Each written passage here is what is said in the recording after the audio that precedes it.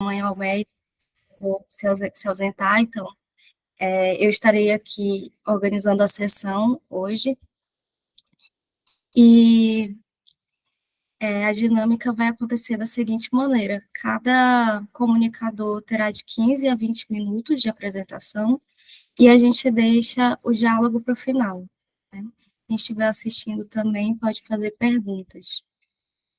E a sequência de apresentação vai ser da seguinte maneira: o primeiro a apresentar é o Luiz Henrique, com a comunicação da morte à vida antes do passado, a ficção trespassada pelo testemunho. Em seguida, o Gabriel, que já está aqui também, né? Os muitos isolamentos do Ulisses. E depois nós teremos a Cristiane, que vai apresentar relatos do trauma e condição de vítima do mundo em As Pequenas Virtudes, de Natália Gisborne. Por enquanto, o Iverson e a Andresa ainda não chegaram, então, se eles chegarem, em seguida eles podem apresentar por último. Então, eu passo a palavra para o Gabriel. Agora eu fico perdida, peraí. Primeira comunicação. É a minha, então, não é do Luiz, não? Sim. É o Luiz, porque eu estava confundindo. Boa tarde, então posso começar?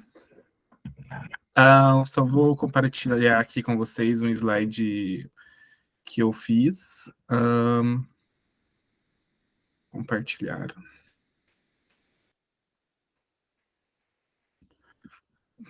Ok. Me ajuda aqui, meu.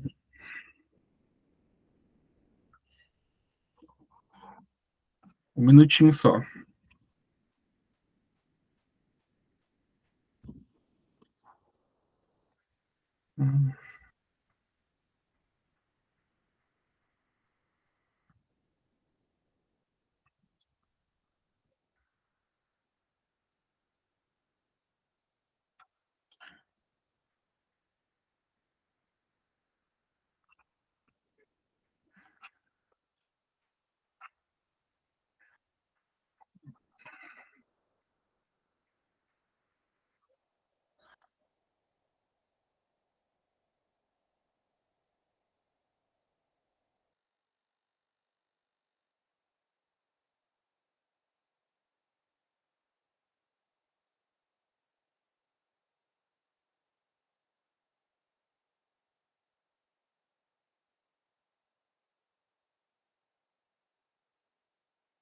Certo? Conseguem ver a guia compartilhada ou não? Não? Agora sim.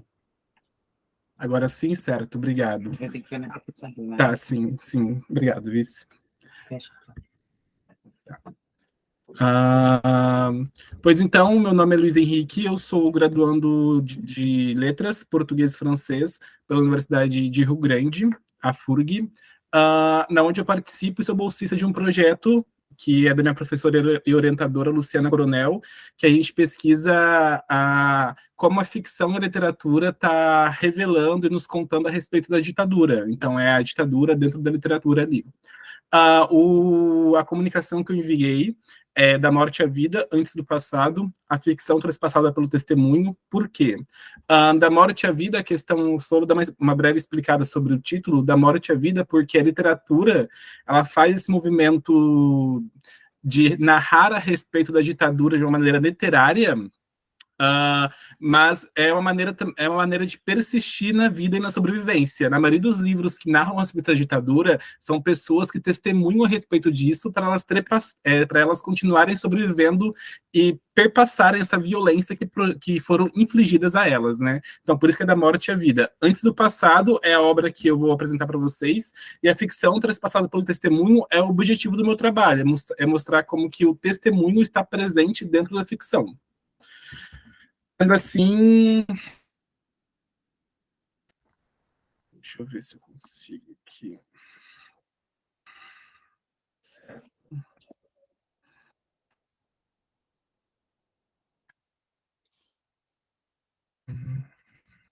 Bem, o livro que eu vou apresentar para vocês aqui do lado, Antes do Passado, O Silêncio que Vem do Araguaia, da Liniane Hagbrun. Só que antes eu vou dar uma breve perspectiva histórica, porque é um livro que vai tratar especificamente da guerrilha do Araguaia.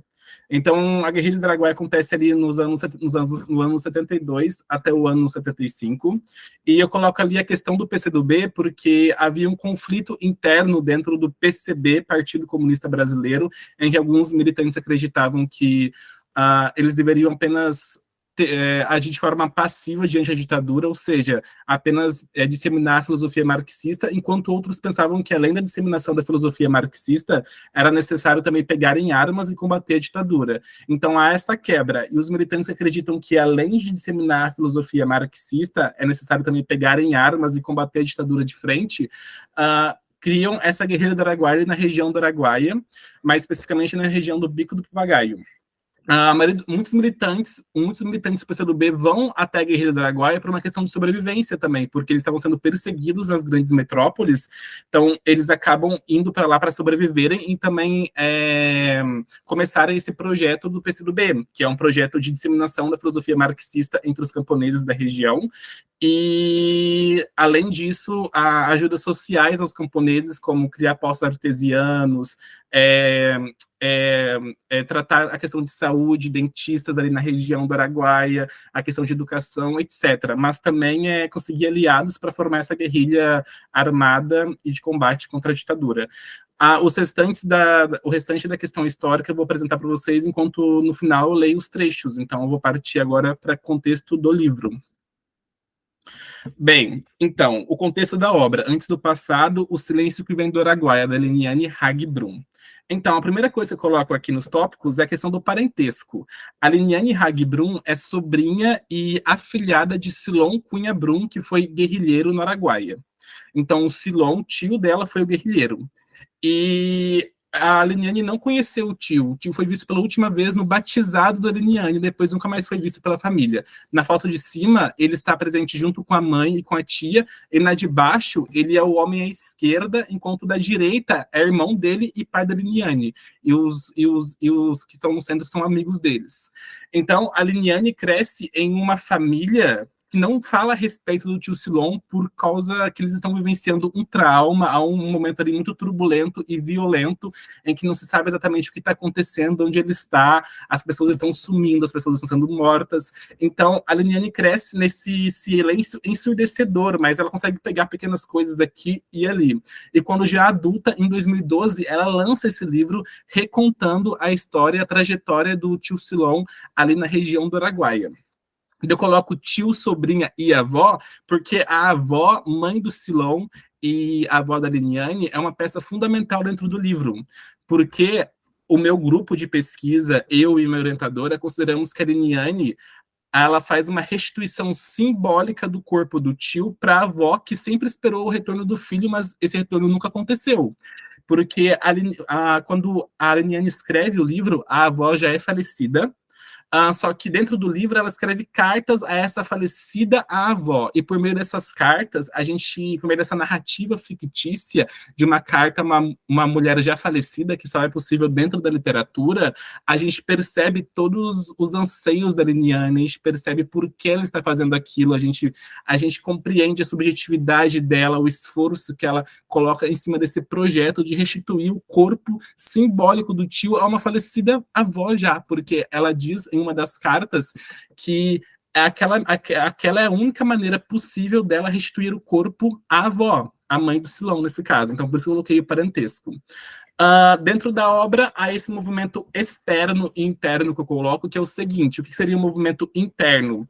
Seria que a Liniane ela tá trespassando um trauma interno familiar, ou seja, o tio dela desaparece, que é filho de alguém, irmão de alguém, e toda essa família, em meio a um silêncio ensurdecedor, como posso dizer, vai explodindo trauma ali no meio. Então é um trauma do qual eles não conseguem atravessar por muitos anos, e a Liniane atravessa esse trauma da família, que é um trauma também refletido pela sociedade brasileira. Um desaparecido político do qual não há uma memória coletiva a respeito da guerrilha do Araguaia, da qual ele participou, e, consequentemente, não se sabe quem ele foi. O Estado tentou sumir com essas pessoas que foram guerrilheiras na guerrilha do Araguaia. E, então, por isso eu coloco movimento interno e externo. Tem um movimento interno, que é o reflexo apenas ali da família, mas esse trauma da família também reflete um trauma maior, que é de toda a sociedade brasileira. Então, a Liniane, para escrever esse livro, ela faz umas viagens à região do Araguaia, onde ela colhe entrevistas. Eu coloco aqui paratextos, mas não são bem paratextos, porque tudo no texto, no livro ali, é tudo importante. Como assim? O livro da Liniane é feito de diversas formas de texto, diversos fragmentos, porque a memória em si é fragmentária, então ela pega de diversos recursos para conseguir remontar essa memória do tio dela. Então, além de colher as entrevistas e narrar as entrevistas, ela também escreve as cartas da falecida avó, que para mim é a coisa mais impressionante presente no livro, mas ela também coloca fotos do Silon. Essas fotos aí são algumas das fotos presentes no livro, então o livro é recheado de fotos de família, fotos de amigos. Ela coloca também imagens de recortes de jornais, recortes de revistas, que informavam sobre algo ali que estava acontecendo na época, algum desaparecimento, que de vez em quando conseguiam informar ali. Então ela vai colhendo esses fragmentos a fim de recompor a história do Silon. Restituição simbólica, eu já falei para vocês. Ali embaixo, no último ponto ali que eu não consegui, que está cortando ali, está escrito trauma e testemunho. O meu objetivo nessa obra é falar a respeito do testemunho e não do trauma, porque o trauma por si só abre brechas para muitas coisas, só que como todo testemunho a respeito da ditadura militar é perpassado pelo trauma, é impossível falar de testemunho sem falar de trauma. Então, apenas para deixar essa parte um pouco mais amarrada, eu trago uma fala do Márcio Seligman. Seguinte: nas catástrofes históricas, a memória do trauma é sempre uma busca do compromisso entre o trabalho de memória individual e outro construído pela sociedade. O testemunho é analisado como parte de uma complexa política de memória. Então, nas catástrofes históricas ali, e a guerrilha do Araguaia, a gente pode dizer que é uma catástrofe histórica, porque foi um genocídio brasileiro, a memória do trauma é sempre uma busca do compromisso entre a memória individual, que é refletido por também uma memória construída pela sociedade. Então, tem esses dois lados. E o testemunho é analisado como parte de uma complexa política de memória. Essa complexa política de memória, ela pode ser uma memória tanto para o bem quanto para o mal. Os agentes do Estado, dependendo de quem está no comando do Estado neste momento, pode tanto apagar essa memória quanto torná-la mais forte. Foi o que a gente estava se movimentando antes do governo Bolsonaro, ali com a Dilma Rousseff e a Comissão Nacional da Verdade, em trazer a memória à tona, a verdade à tona. Já a questão de justiça é um pouco mais complexa, né? Porque não é apenas a Comissão da Verdade Nacional que consegue fazer isso sozinha, mas tem que ter todo um esforço da população brasileira, das mídias, etc. Tendo isso em vista, eu vou partir para os trechos do livro aqui, mas antes dos trechos do livro, eu quero falar uma fala do Márcio Seligman Silva também a respeito do testemunho. Literatura de testemunho não é um gênero, mas sim uma ficção com teor testemunhal. Uma ficção que tem um compromisso com o real. Então, esses livros que trazem dentro de si um testemunho, eles têm um compromisso com o real. Eles estão refletindo algo do real, por mais que sejam ficção. A literatura é ficção, mas ela traz esse compromisso com o real, de trazer a verdade à tona, não uma verdade incontestável e imutável, mas a complexidade de toda uma verdade e um acontecimento histórico. E ele termina dizendo: testemunho como guardião da memória. Então, é necessário que a gente ouça os testemunhos, leia testemunhos das pessoas que vivenciaram essa época, porque assim é uma forma de resguardar a memória. Eu também trago Julian Fuchs no Pós-Ficção, que quem leu é um ensaio bem assim problemático, mas tem algumas coisas que eu gosto dele, que ele diz que a literatura contemporânea é uma literatura que está muito emergida, submersa nesse eu. A narradora é muito eu. Só que eu não acho isso uma coisa negativa, eu acho isso uma coisa muito positiva. A Liniane mostra isso mesmo no livro dela. Esse eu é complexo e profundo, e tem dores, e a gente consegue perceber a importância da narrativa do eu em determinados momentos. Tendo isso em vista, eu vou ler aqui os trechos que eu tirei. Foi tão bom poder recordar o tio Silon desse modo. Por isso trouxe, para compartilhar com a senhora, tão conhecidos seus e perdidos no doer. Fico emocionada toda vez que vejo o pai falar do tio e de todos na família que o esperaram, de como foram esses anos. Ele sempre fala isso, e sempre vai falar, porque faz parte da estratégia de viver. Então, o meu objetivo é mostrar o testemunho. Aqui, a Liniane, ela não está testemunhando exatamente algo, assim, ela está testemunhando, mas não de uma maneira direta. Aqui é uma das cartas que ela envia para a falecida avó, só que aqui eu gosto de mostrar, eu gosto desse trecho porque ele mostra a importância do testemunho.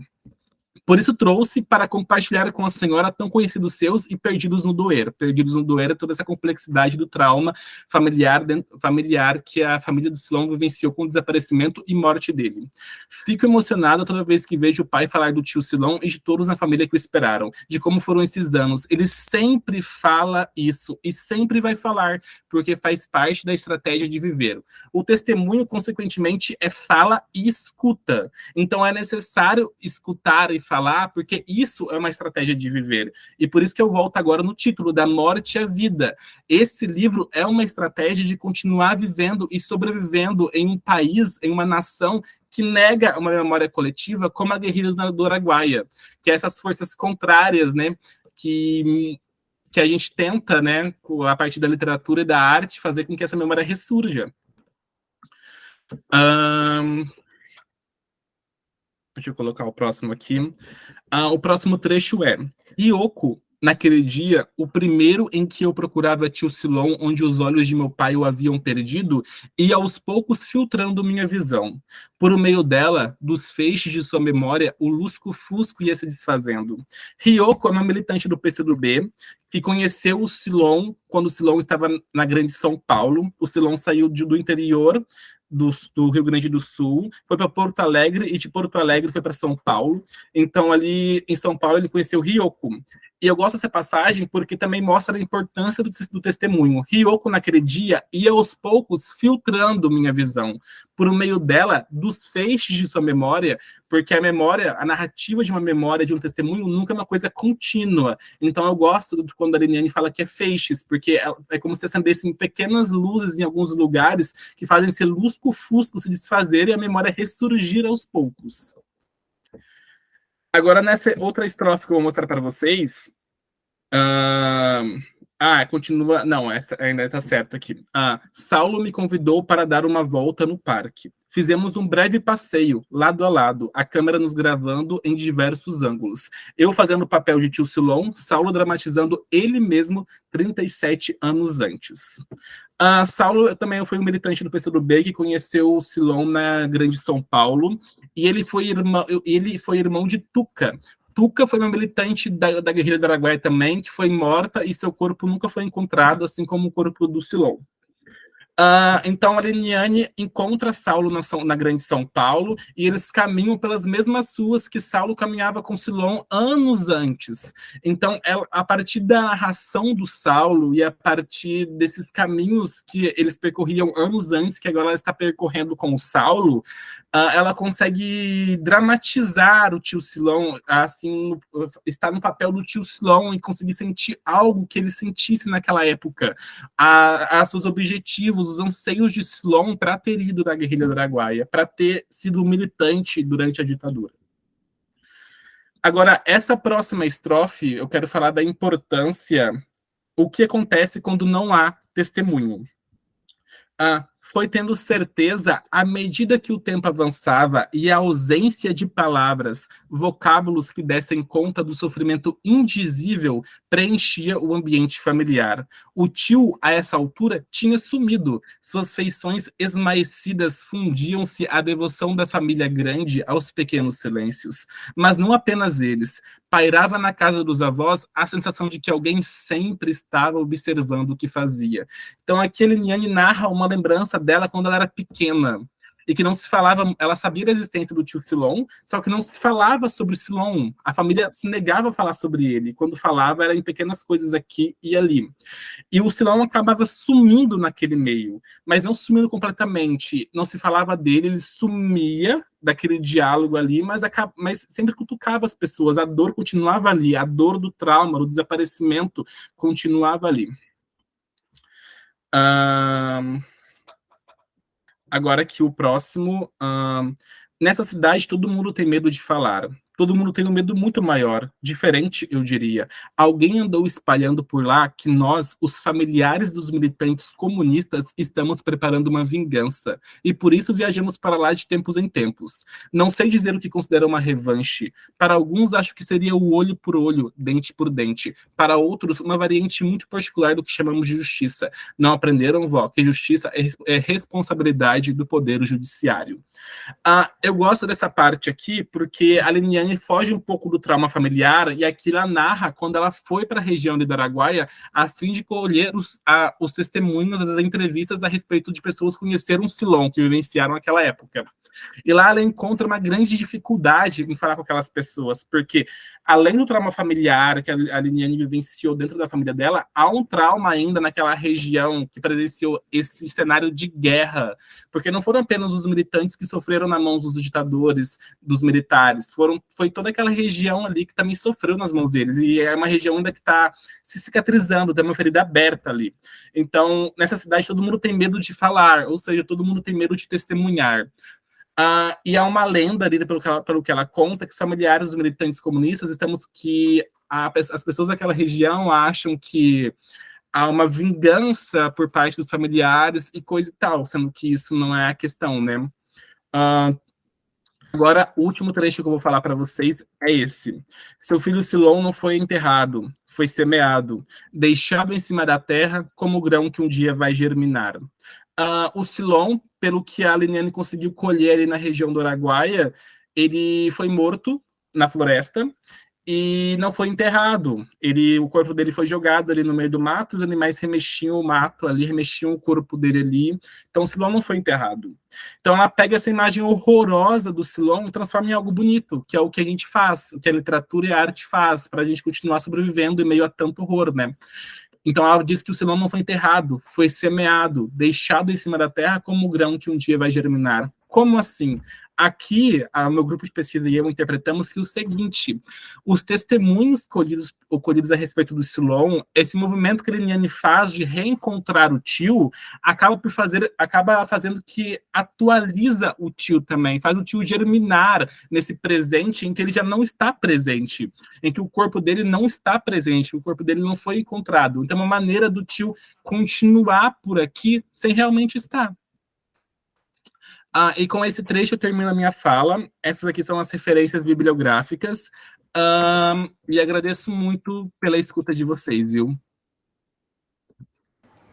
Nós que agradecemos, Luiz. Em seguida, Gabriel pode se apresentar e apresentar a comunicação dele. Muito obrigada, viu? Obrigado, pessoal. Gostei muito da apresentação do Luiz. Acho que tem um espacinho para a gente até comunicar um pouquinho, assim, mas fiquei lembrando muito do Bernardo Kucinski, que é um autor gaúcho, dialoga bastante com essa questão da memória coletiva, mas enfim, isso fica para outra hora. Esse texto que eu vou ler hoje, eu vou ler, diferente do Luiz, eu vou realmente fazer uma leitura aqui, Os Muitos Lamentos do Ulisses. Ele foi pensado não a partir de uma pesquisa mais extensa, assim, na verdade eu estudo outras coisas hoje em dia no mestrado, mas ele parte de uma tentativa de ler um livro que eu acho que não é tão lido hoje, assim, que é muito falado, e tenta ser, de algum modo, uma leitura positiva, né? O Ulisses não é um livro que normalmente está nesse ramo, nessa linha de estudo, de luto, melancolia e memória coletiva, né? Ele é tido até pelo Paulo Henrique Brito como o único romance moderno que se atreve a dizer sim e não dizer não, né? E talvez hoje aqui ele esteja numa chave um pouco diferente. Mas, enfim, vamos ver o que vocês acham. Assim, o texto, ele, às vezes, recorre à narrativa e, caso alguém não tenha lido, assim, e queira algum esclarecimento, depois a gente pode fazer rapidinho aqui, só para que não fique obscuro o negócio. Então, vou dar início à leitura. Caso Ulisses começasse em última res... Nossa, peraí. Deu para ouvir direitinho aí, né? Vou começar de novo. Desculpa, passou um carro aqui. Caso Ulisses começasse em última res e fôssemos jogados diretamente para dentro de Penélope, estaríamos diante da mesma confissão supostamente desgovernada e isolada, de alguns modos, do resto da narrativa. Porém, este aspecto do texto, o isolamento do restante do livro, seria percebido de outra maneira, caso este viesse logo após a capa. Muito provavelmente, a narrativa do episódio, a chamemos assim por enquanto, soaria muito mais elíptica e chocante devido à sua novidade. Sabemos, contudo, que Penélope está, ao menos na edição publicada pela Companhia das Letras em 2012, essa aqui, da Penguin, pouco mais de 1000 páginas distante de Telêmaco, episódio que abre o livro de fato, né? O Ulisses não é um romance tão grande assim, na verdade, mas ele nessa edição ele fica meio grosso assim, enfim. Todo episódio, lembrando que a opção por nomear as seções do romance de episódios vem dos apontamentos de T.S. Eliot sobre o método mítico em Ulysses, Order and Myth, um monólogo interior, ou fluxo de consciência longo e quase inteiramente desprovido de pontuação, funciona como espécie de negativo de todos os outros 17 episódios. Seja pelas alterações no estilo, mais lúcido e direto que a maior parte dos que o antecedem, ou no sujeito da enunciação, uma mulher, um livro majoritariamente masculino, Penélope funciona como um clímax, sendo que toda a conotação sexual do termo encontra ressonâncias no texto. Todavia, tudo isso se trata de aspectos há muito debatidos pela crítica joyciana, e boa parte dessa linha de raciocínio se encontra no texto Misreading Ulysses, de Sally Rooney, 2022. O que nos interessa aqui, além das interfaces com os textos de Rooney ou outros críticos que se dedicaram a Ulisses, é compreender como Penélope nos permite argumentar sobre as consequências do isolamento, em múltiplos sentidos, substantivo gravado a ferro no imaginário coletivo pós-pandêmico. Sendo assim, retomando a especulação iniciada acima, caso o último episódio fosse o primeiro, os isolamentos ali tensionados seriam ainda mais numerosos, uma vez que a compreensão minimamente suficiente do texto depende da leitura do resto do livro. Logo, pensar os isolamentos realizados, representados, sugeridos ou acidentalmente erigidos pelo Ulisses pode nos ajudar a elaborar sobre nosso próprio isolamento, seja o pandêmico, que pouco a pouco se desfaz ou desfez, seja em relação ao livro, publicado em 1922, seja em relação a qualquer tópico evocado pela leitura, pois, num livro em que supostamente nada acontece, podemos dizer que tudo acontece. 1.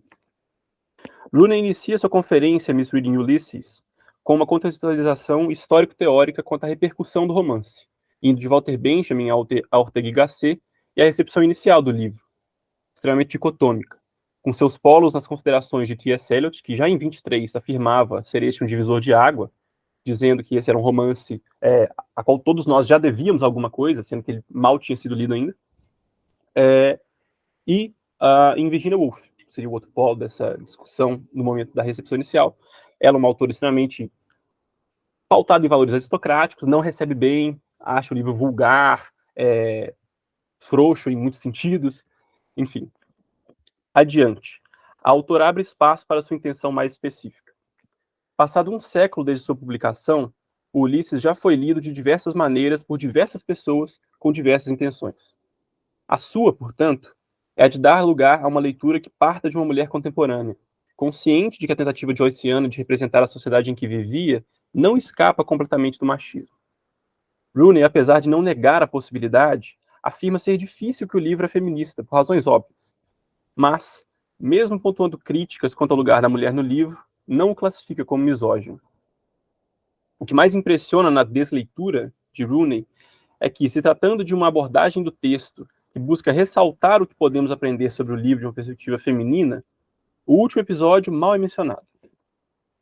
E aqui cabe ressaltar, apesar do termo misreading, ou desleitura, ser amplamente debatido por Harold Bloom em seu A Map of Misreading, né, o mapa da desleitura, sua aplicação por Rooney, e principalmente por este texto, é menos preocupada com as implicações teóricas de uma leitura desviante, principalmente do cânone, do que com as possibilidades imediatas que este ato oferece diante de uma obra reconhecida por transitar entre razão e desrazão, ainda que ambos os conceitos, né, razão e desrazão, apenas tangenciem o que pretende abarcar.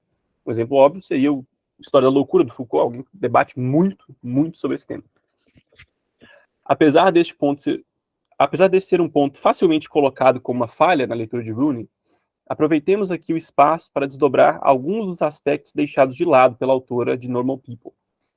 Não na intenção de desbancá-la, mas de também desler o Ulisses, abrindo um pouco mais, como ela mesma sugere. 2.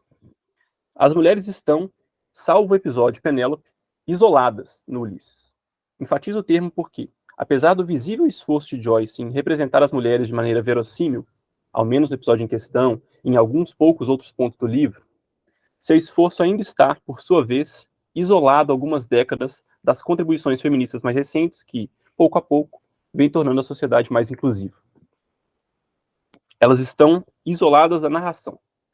Dentro de todos os estilos narrativos, todos advêm do cânone masculino, como ressalta Rowling, afirmando que, apesar de, em sua visão, o livro se encaixa numa tradição romanesca que é feminina, descendendo diretamente de Jane Austen, ele se dirige apenas aos seus antepassados masculinos.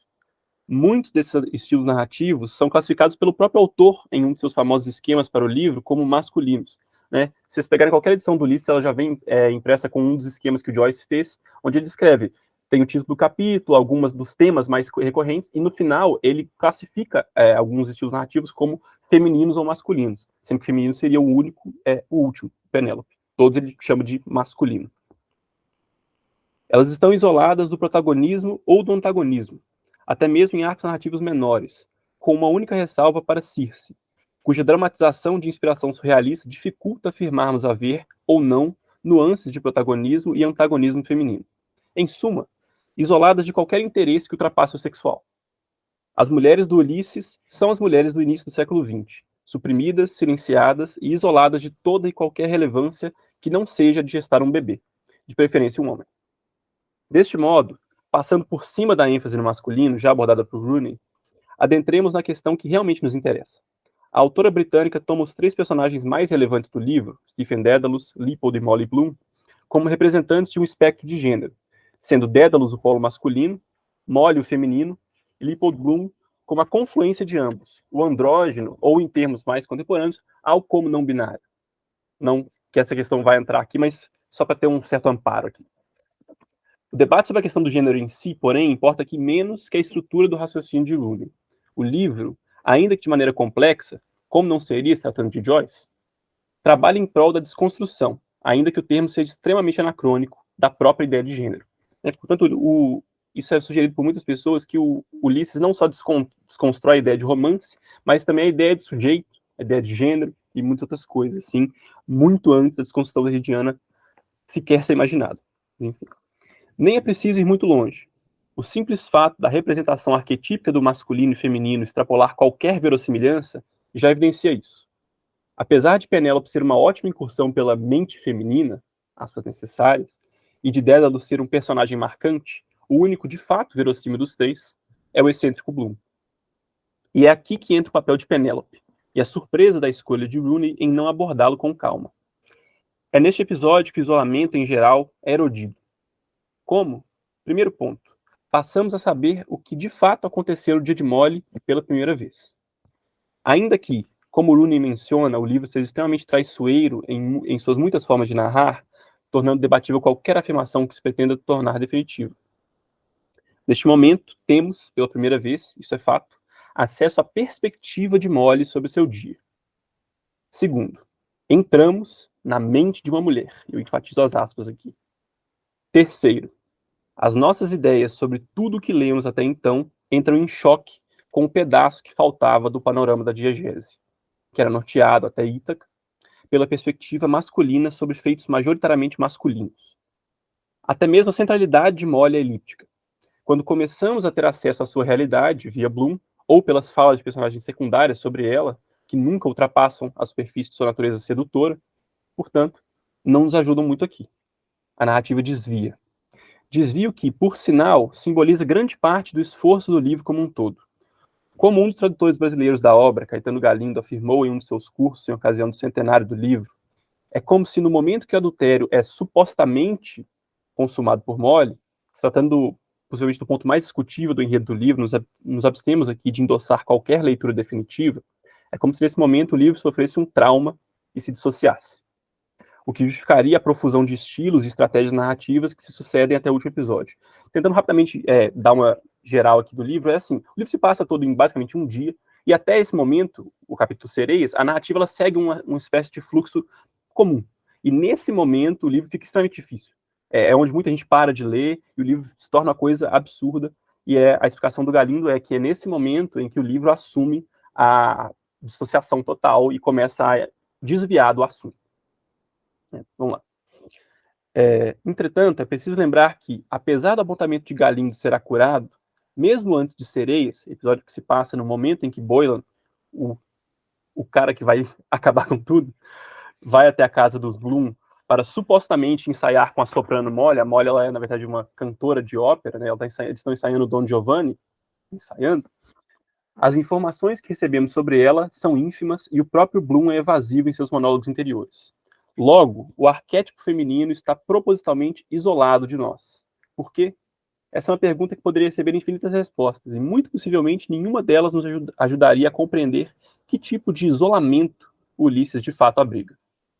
Para um livro em que, na maior parte do tempo, homens caminham quase sem rumo por Dublin, a palavra isolamento, especialmente nas conotações mais recentes em razão da pandemia de Covid-19, parece fora do lugar.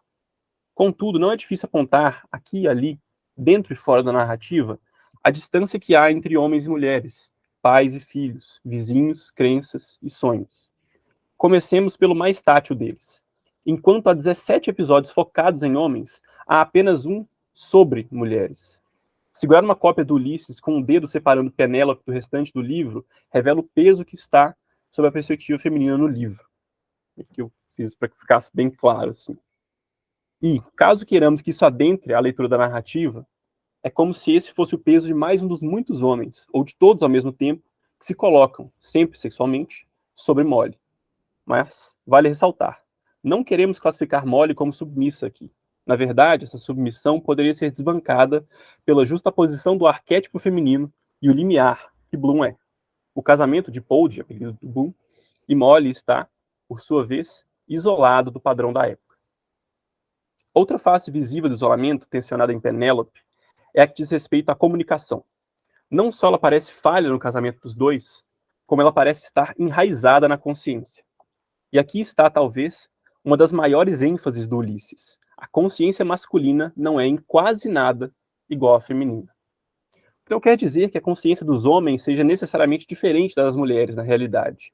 Os problemas que se interpõem a essa afirmação são muitos e, como tentamos ressaltar, não se trata de uma representação perfeitamente verossímil.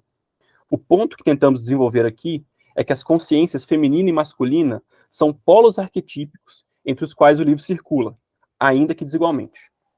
Entender o que há de distinto ou semelhante na consciência de um homem e de uma mulher dependeria de uma série de questões distantes da realidade do livro e que, no máximo, poderia ser esboçado a partir do estudo detalhado das consciências, passando previamente por uma definição sólida do que esta consciência seria, das três personagens. Isso sem contar que, contemporaneamente, a reflexão seria limitada perante toda a questão de gênero que se conhece. 3. Aqui está, portanto, nossa sugestão de desleitura do Ulisses. Um homem sai de casa pela manhã para evitar se encontrar com o homem com o qual sua mulher pretende traí-lo. Cumprindo algumas obrigações, entre elas um enterro e uma visita ao jornal no qual pretende publicar um anúncio, na maior parte do tempo, vaga e divaga, até o momento em que a suposta, por diversos outros motivos, uma vez que, caso real, a relação sexual de Molly e Boylan não é a primeira extraconjugal daquela, portanto, a conspurcação suposta do seu casamento ocorre. A partir daí, a sua mente tem dificuldade de evitar o assunto e, sendo essa responsável por grande parte da consciência narrativa, mesmo que não haja apenas uma no romance, a prosa se adensa. E entramos numa jornada por estilos que, além de toda a potência literária que representam, a contribuição do livro para a história literária, para o cânone, a também suposta morte do romance, não passam de tentativas de se isolar do assunto do adultério. Um Dom Casmurro reverso? Sim e não. Por um lado, esta já é a leitura do próprio tradutor, Caetano Galindo, e enfatizar apenas o adultério não seria o suficiente para contemplarmos as nuances dos muitos isolamentos de que aqui tanto falamos. Por outro, é inegável, se tratando de um livro que, para o leitor de 1922, era a sequência do retrato do artista quando jovem, iniciado com o mesmo protagonista. O Ulisses ele começa, na verdade, não falando do Bloom, mas falando do Dédalus, que não é o protagonista desse livro, mas do anterior. É inegável que Bloom e todas as questões que este acarreta, inclusive o adultério, é uma das questões centrais do livro. Por sorte, não precisamos eleger apenas uma. Contudo, assim como Dom Casmurro não é sobre adultério, mas sobre o ciúme, já que é narrado da perspectiva do supostamente traído, não é exatamente o adultério a questão central aqui, e sim o ciúme, como no clássico brasileiro. É o que somos levados a pensar inicialmente, mas Bloom não demonstra ciúme, explicitamente ao menos. Quem demonstra, e ainda apenas de acordo com a nossa desleitura, é o próprio livro. Consequentemente, nos resta o termo que reiteramos enfaticamente: isolamento.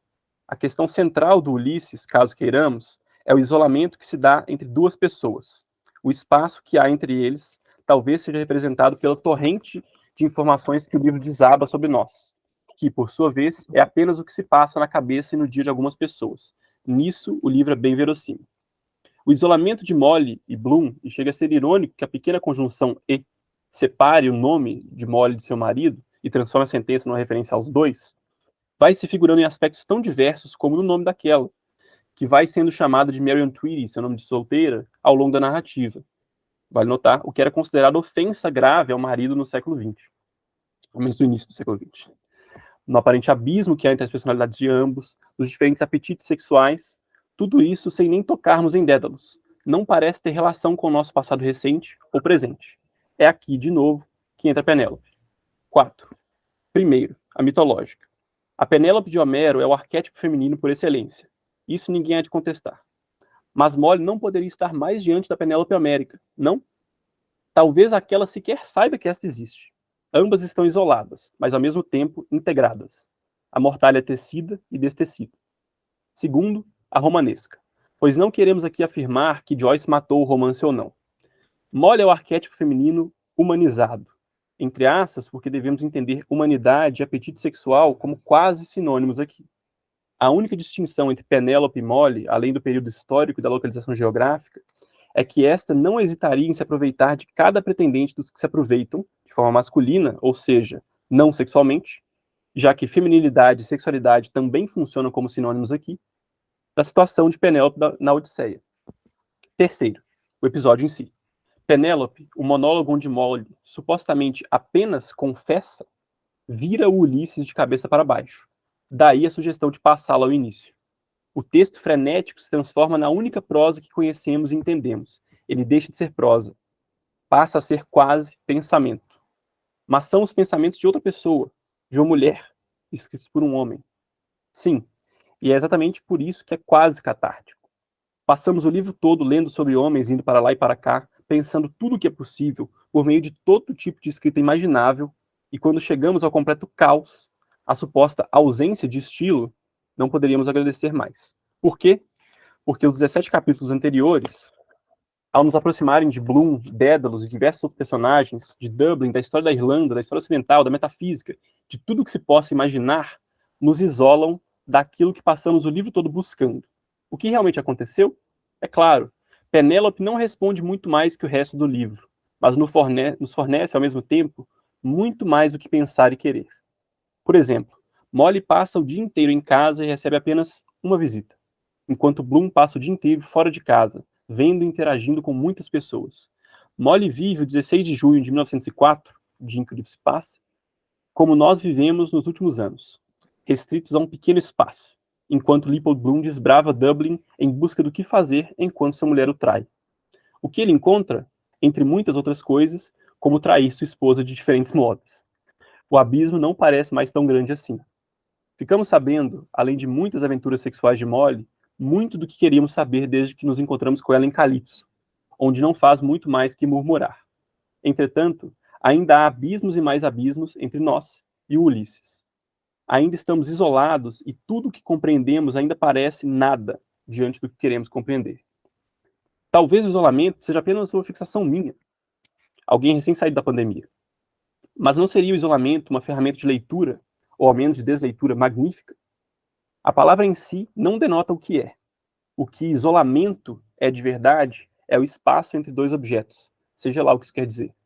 Todavia, não é do espaço entre as coisas que falamos aqui. É dessa coisa que tem nome, mas cujo nome não faz jus ao seu peso. 5. Ninguém entenderá como nós o peso que há na palavra isolamento. É isso. Obrigado. Muito obrigada, Gabriel. Em seguida, nós teremos a apresentação da Cristiane agora.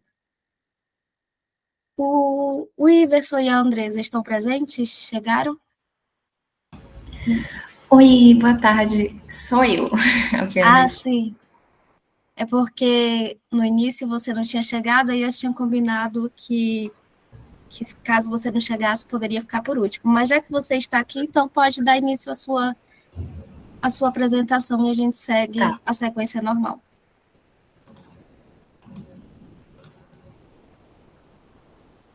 Ai, deixa eu tentar. Vocês estão me escutando bem, gente? Sim, te ouvimos bem. E eu fiquei meio perdida no horário, porque eu tentei entrar mais 3 horas. Pra cá é uma hora depois e eu fiquei toda perdida. Aí foi por isso que eu atrasei. Mas deixa eu só compartilhar aqui que eu me Sim, perco. tudo bem. Aí vocês me falem se estão conseguindo visualizar bem. Aí eu vou compartilhar mesmo no PDF e aí deixa eu colocar aqui no modo, pelo menos no modo leitura, acho que fica melhor. Aí vocês só me confirmem, porque só me confirme se estão aparecendo os slides, gente. Aqui tá aparecendo. Sim, tá aparecendo. Tá. Gente, primeiramente, boa tarde. E eu vou apresentar sozinha. Infelizmente, o meu amigo, que é colega de trabalho, não pôde comparecer. O pai dele faleceu recentemente, e nós até havíamos comentado isso por ironia, né? A gente está participando de um evento que discute arte, letras, literatura e melancolia, luto também, mas ele ainda não... E foi bem recente que o pai dele faleceu esta semana, então foi bem pesado. E eu vou fazer assim, uma tentativa, né, de representar, mas com o intuito de compartilhar algumas questões e reflexões que a gente tem pensado sobre o diário de Anne Frank e possíveis diálogos, né? Então, estou bem suscetível aqui ao erro sem a presença dele, né? Porque a gente tem pensado juntos, né? Só para saber, vou ter uns 15 minutos para a apresentação, né? De 15 a 20, Andresa. Tá ótimo. Deixa eu pegar aqui. Então, o título do nosso trabalho é da narrativa à história, Memórias Fragmentadas em O Diário de Anne Frank. Eu me chamo Andressa Modesto e eu estou escrevendo esse trabalho, né, construindo esse trabalho junto com meu amigo chamado Iverson. Vou ler rapidamente aqui os objetivos do nosso trabalho. Então, a gente pensou em propor uma leitura da obra O Diário de Anne Frank, guiando-nos pela ótica da construção de memórias fragmentadas contidas no diário sobre o período da guerra e sua relação com a literatura, história e memória para tecer possíveis diálogos. A gente pensou também no recorte, que funcionou como uma chave de leitura para acessar os diários da Anne Frank, que se volta justamente por uma elaboração do passado e inscrição com o presente, né? Da gente pensar com quantos passados se formam, por exemplo, um presente, né? E como a partir dele a gente pode escrever esse presente para construir o futuro e não deixar morrer uma história, né? Mas lutar contra o esquecimento e o apagamento da importância dessa história. E metodologicamente a pesquisa é uma pesquisa qualitativa, pautada na análise literária e ancorada no método bibliográfico exploratório. A gente considerou que, por saber que as investigações desse estudo eles partem em grande medida do pressuposto de que há traços sociais e históricos que permeiam a obra literária, ainda que autobiográfica, né? Mas a gente vai olhar a partir do gênero diário, e que será olhado primeiramente para a coerência interna do texto como elemento essencial, para depois se questionar, né, o que há de social nele, e tais fatores instrumentais para tanger as evidências sociais são correspondentes ao método de procedimento histórico e comparativos adotados nesta pesquisa. Para iniciar, achamos necessário, né, fazer um esclarecimento entre a diferença de memória e recordação. Quando a gente pensa em memória, a gente tem a memória como um armazenamento, né? Porque memória é vestígio, né? E já a recordação ela vai trabalhar com a escrita. Só para reforçar aqui, gente, eu não tô na sala porque o slide, só estou mesmo em contato com o slide. Então, qualquer coisa, se não estiver passando os slides, eu queria que alguém pudesse me alertar por áudio. Tá tudo funcionando aqui, Andresa. Tá ótimo. Então, a gente queria pensar isso porque memória é diferente de recordação. E como a gente utiliza principalmente os pressupostos da a lei da Asman e da Jean-Marie Gagneban, a lei da Asman vai trazer esse conceito de memória, dizendo que os antigos egípcios enalteciam a escrita como o médio mais seguro da memória, né? Porque a memória é uma das armas mais eficientes contra a segunda morte, que é o esquecimento. Então, vamos pensar a memória como se fosse um armazenamento, um HD externo, né? Ou quando você está utilizando o Google Drive, que termina ali, preenche, né? Ocupa todo o espaço, e lá vai você ter que comprar mais memória. E a recordação, ela é diferente porque a recordação, ela trabalha com uma espécie de elaboração, né? Uma dupla articulação, porque ela se volta para uma questão linguística, né? Então é como se a recordação exigisse ainda mais, né, dessa elaboração, por exemplo, do passado. E é com ela que a gente vai fazer esse recorte, né, entre esse elaborar o passado e observar ele com o olhar do presente. Então, quando a gente pensou em estudar esse recorte, né, em que a literatura e a história andam lado a lado, a gente pensou nessas dinâmicas com que o diário, enquanto gênero narrativo, ele vai trabalhar como uma chave muito importante aqui para adentrarmos em algumas questões, que é a elaboração do passado e essa inscrição, né? E nos questionamos o que significa elaborar esse passado, é justamente ter um compromisso com o próprio presente. Aí, dando uma passada.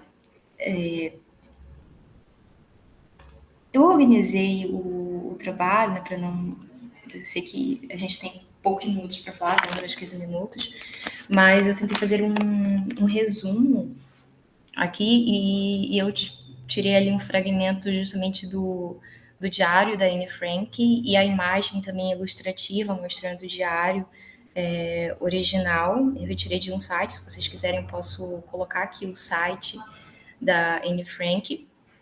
E esse recorte, né, ele faz um resumo do nosso ponto de partida aqui. E tudo isso simplesmente porque somos judeus, né? Aqui está a data original, Frank, 1947, página 82.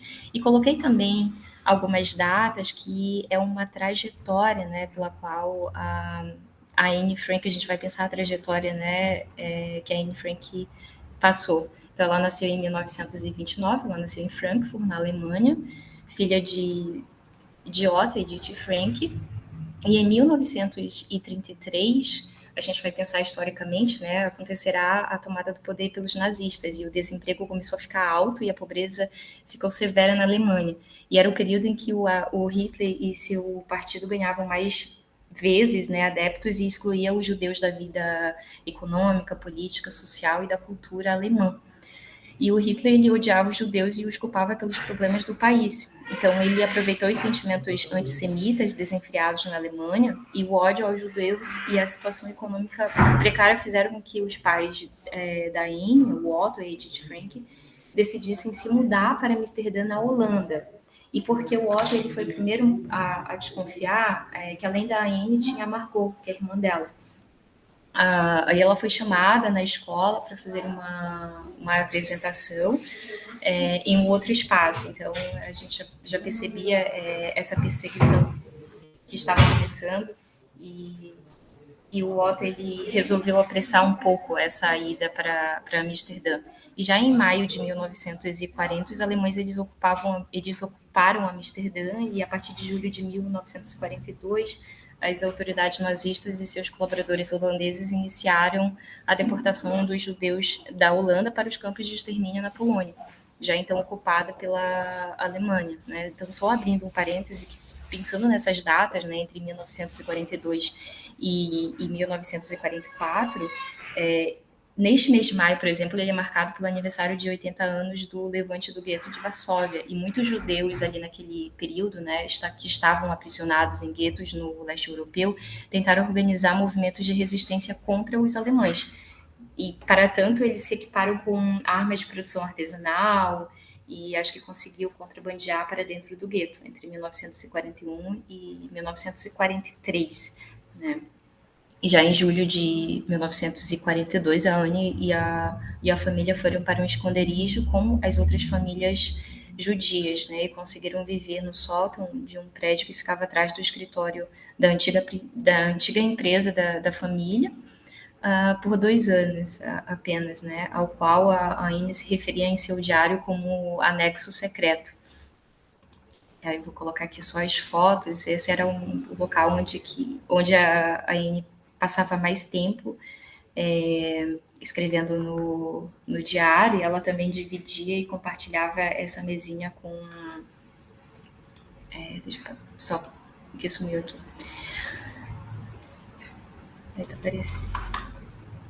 Sumiu aqui meu slide, gente.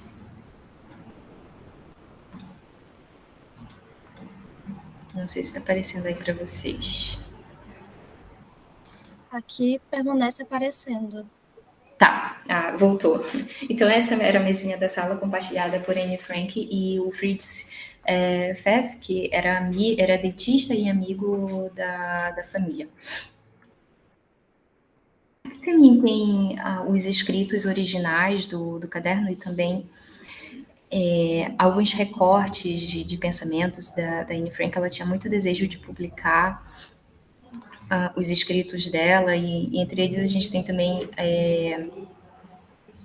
um possível romance, né, que ela estava organizando, contos, e também propriamente um livro de memórias, né? Então, pode-se dizer que o diário, pensando no resumo do diário, eu pude constatar que ele tem 3 movimentações, que eu já situei aqui um pouco historicamente.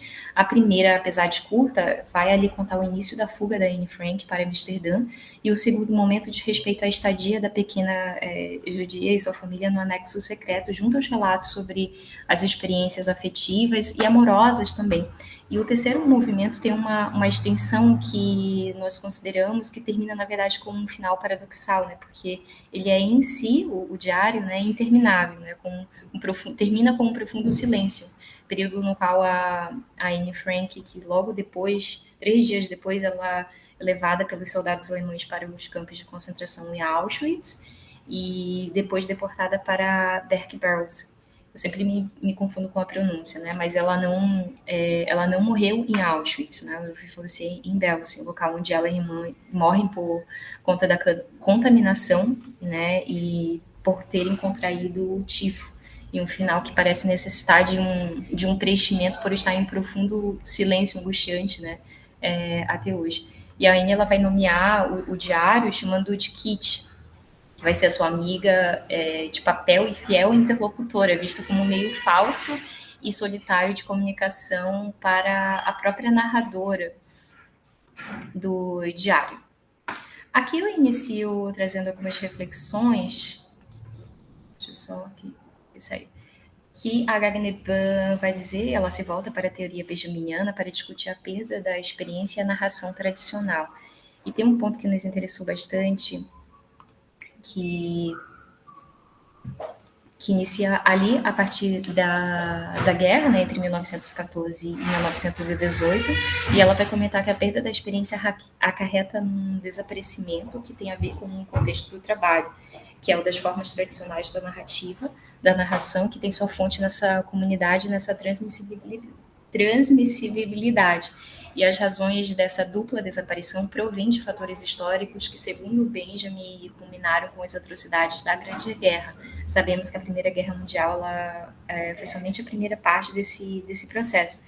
E na mesma esteira de pensamento, o Benjamin vai dizer que essa perda dessa capacidade de narrar as experiências, né, e aí a gente pensa que vivência é diferente de experiência, nós não lembramos do passado, mas nós articulamos esse passado, né? E articular é pensar que o uso da língua é duplamente articulado. Isso quer dizer que uma coisa é o sujeito lembrar de algo que aconteceu nos campos de concentração, só que isso é reproduzir apenas o que aconteceu, então está no âmbito da vivência.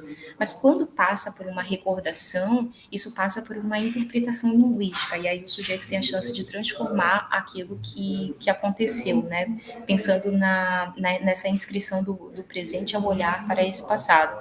E a Gagnon vai dizer, por exemplo, que essa narrativa foi feita e está sendo feita, mas como ressaltam todos os sobreviventes, ela nunca consegue realmente dizer a experiência inenarrável do horror.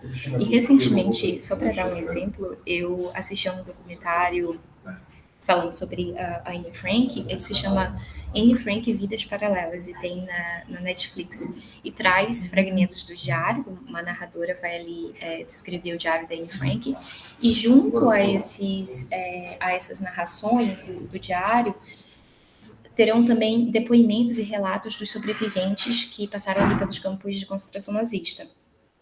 Então, são mulheres, elas têm uma faixa etária entre 80 e 90 anos, e elas lembram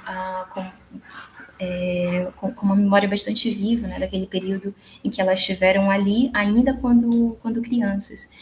E é sempre...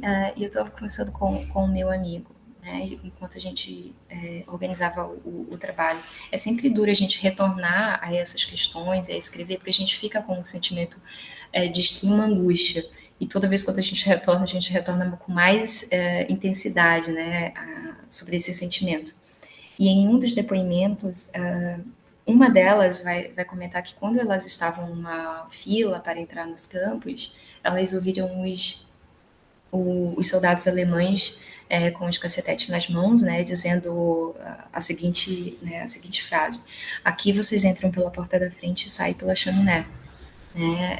Ela até vai dizer que os filhos dela são uma vingança contra os nazistas, que elas não sentem ódio, elas aprenderam a amar, mas especificamente os nazistas elas sentem ódio. Então os filhos são uma vingança e os bisnetos é uma forma de construir uma força vital para desvinculá-los, né, desse período. Então a gente traz essas questões, né, essas reflexões aí para pensar o diário de Anne Frank. E também tem uma outra ideia levantada pelo Jonathan Weber, que é uma descrição de Auschwitz. Ele vai dizer o seguinte, né, não é um museu, mesmo que no primeiro momento pareça ser, não é um cemitério, mesmo que apresente requisitos substanciais para ser, não é um local turístico, mesmo que com frequência seja tomado por um turbilhão de visitantes. Ele é tudo isso em uma coisa só. Não temos em nosso idioma uma categoria com a qual possamos expressar que tipo de local é a Auschwitz. Então, é um ponto bem interessante para a gente pensar. E logo em seguida eu trago um fragmento do diário para a gente perceber como que a Anne Frank, apesar de uma criança, né, adolescente, ela consegue ter uma visão, né, uma perspectiva ali do que está acontecendo socialmente e politicamente. Aí ela diz o seguinte, né, nenhum de nós realmente sabe o que pensar e como lidar com esses eventos. As notícias sobre os judeus não nos tinham tocado tão de perto até hoje, e pensamos que era melhor ficar o máximo felizes que pudéssemos. De tempos em tempos, quando Mielp deixava escapar o que havia acontecido com um amigo, logo a mamãe e a senhora Van Damme começavam a chorar. Então Mielp achou melhor não dizer mais nada, mas Dussel estava cheio de informações e as histórias que ele nos contou eram tão terríveis e aterrorizantes que não conseguimos tirá-las de nossas cabeças. Ainda assim, teremos que brincar e nos divertir um com o outro, esperando que todos esses horrores desapareçam de nossas mentes. Isso não nos fará nenhum bem. E nada de bom fará ao que estão lá fora se mantivermos a tristeza que reina aqui neste momento. E qual seria o propósito de tornar nosso anexo secreto no anexo secreto da tristeza? Devo pensar constantemente nessas outras pessoas com tristeza? E se eu quiser rir de alguma coisa, devo me conter e ter vergonha de ser feliz? Devo chorar o dia todo? Não, eu não posso fazer isso, né? Além disso, com o tempo, a tristeza se dissipa. E a partir desse fragmento a gente vai pensar algumas ideias, né, de como se estrutura esse diário, de como a gente pode fazer essa relação que parte da narrativa, né, para pensar alguns problemas, né, históricos, interpretativos também. E o diário, a gente tem literaturas cruzadas, que o diário ele pode se formar a partir de um gênero híbrido, pode ser um diário junto com um relato de viagem, ou um romance que é diarístico, e também ele apresenta a fragmentação, além da autobiografia, a suspensão de julgamento, a rememoração, que a gente vai vincular com a elaboração do passado, e o tempo, que é um tempo que não acontece de forma objetiva, mas subjetiva. E pensando no tempo do diário da Anne Frank, a gente tem um tempo que acontece ali no tempo presente. E também confessional, ela vai estar confessando para a interlocutora ali fiel e amigável dela, que é a Kitty, trazendo algumas descrições de autores que estudam o gênero diário. Nós selecionamos a Beatrice Didier e o Philippe Lejeune. A Beatrice Didier, ela vai dizer que o diário ele funciona como um guia para que o diarista possa explorar e alcançar a cura pessoal, estimulando a análise pessoal. Aqui a gente percebe uma ideia trazida pela psicanálise, né? Essa ideia associativa, de falar o que vem à cabeça. E o diário, como ele trabalha com esse aspecto da fragmentação, que traz também ali do romancista moderno, que na ideia de tentar abarcar o todo, ele acaba resultando em fragmentos, esboços, entre recortes, né? Recortes e montagens, que a gente vai dizer, estimulando a análise pessoal. E o Philippe Lejeune, ele vai dizer que o tempo ele não é algo objetivo e contínuo para o diarista, que com pinceladas descontínuas tentam criar uma imagem, assim como faria um romancista. E o mais básico, o mais elementar, o mais óbvio que vem do simples fato de escrever, o diarista ele se transforma em dois, né? É aquele que age e aquele que observa a si mesmo agindo. E é quem escreve. Nós pensamos na ideia de que o diarista, a figura da pessoa que está escrevendo a sua autobiografia e o seu relato, é alguém que cria uma imagem de si, mas ao mesmo tempo projeta essa imagem para o outro. Então, é um sujeito que, ao mesmo tempo, também está se predicalizando. E nós percebemos muito essa preocupação no diário da Anne Frank, principalmente trazendo aqui um fragmento. Já estou chegando ao final, né? É o final do diário, na verdade. Pensei em seguir essa linha, em que a Anne Frank ela coloca essa questão de pensar o diário como alguém que escreve, mas também como se tivesse um observador, um narrador ali por fora. Andresa, com licença, você já está encaminhando para o final? Isso, está no final, esse daqui já é o final. Certo.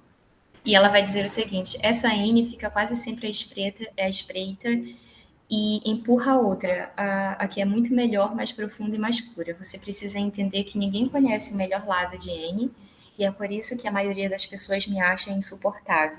Se por uma tarde eu faço palhaçadas, todo mundo fica farto de mim por um mês. Então, nós observamos essa duplicidade daqui da própria personagem, né, que está se inscrevendo.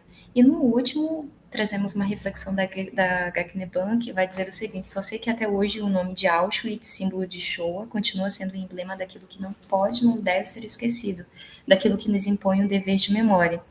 E por último, também pensando não apenas no diário como um diário de testemunha, né, mas naquele que testemunha, né, esse passado histórico. Testemunha não seria somente aquele que viu com seus próprios olhos, a testemunha direta. E testemunha também seria aquele que não vai embora, que consegue ouvir a narração insuportável do outro e que aceita que suas palavras levem adiante como um revezamento a história do outro. Não por culpabilidade ou por compaixão, mas porque somente a transmissão simbólica, assumida apesar e por causa do sofrimento indizível, somente essa retomada reflexiva do passado pode nos ajudar a não repeti-lo infinitamente, mas ousar esboçar uma outra história e inventar o presente. Então, foi com esse recorte que eu termino, na verdade, esse próprio trabalho, ele é interminável porque meu amigo não está aqui. E pensando nele, nós levantamos tantas questões assim para pensarmos juntos aqui no trabalho, mas foi o máximo que eu consegui, ou uma tentativa de representá-lo. E foi isso, gente. Eu agradeço a atenção de todos. Obrigada, Andresa. Agora eu vou passar para a Cristiane.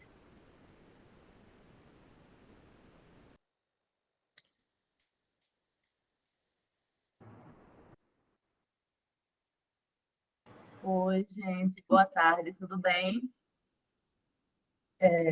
Eu vou. Meu Deus, a minha internet não vai ter problema agora, né? Vocês estão me ouvindo? Deu um. Acho que foi na hora que ela desconectou a apresentação, todo mundo que apareceu para mim. A gente está te Eu vou escutando. me apresentar. Tá escutando? Eu vou me apresentar assim, com a câmera aberta, mas quando eu for. Mas eu acho que. Não, acho que é Desculpa, porque eu fui. Tá com Cristiane. interferência? Sim, está Oi. falhando um pouco. Eu acho que talvez não dê para você projetar o slide por conta da, da, da qualidade da internet do momento. Talvez você seja melhor. Sem o slide, eu ia abrir a lista de chamada, aí ficou lento. Então, vou deixar para fazer a chamada depois da apresentação. E eu vou também desligar a câmera quando eu começar a projetar, porque aí geralmente dá certo. Então, assim, meu nome é Cristiane Montarroios, eu sou doutoranda do programa de pós-graduação em Letras da Universidade Federal de Pernambuco, aqui em Recife.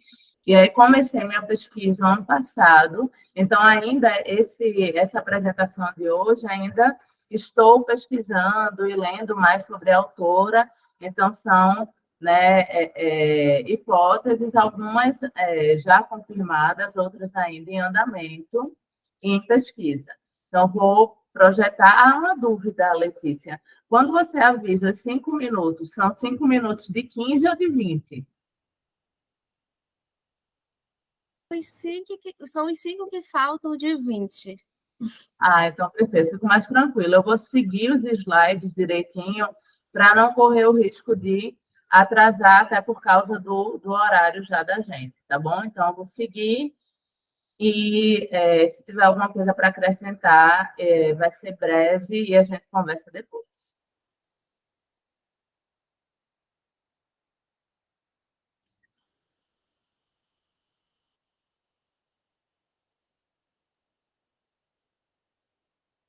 Só um minutinho que eu estou organizando aqui, me organizando para apresentar.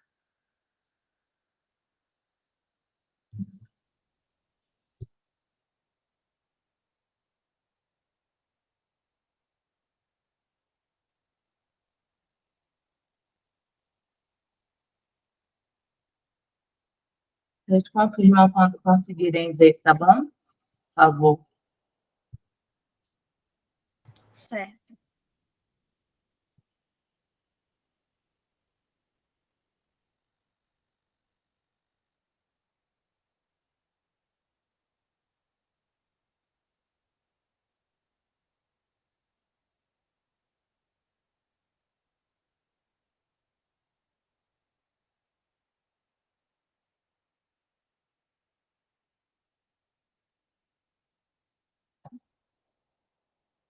Estamos visualizando já. Ok. Está abrindo aqui para mim ainda. Acho que vai abrir uma tela maior.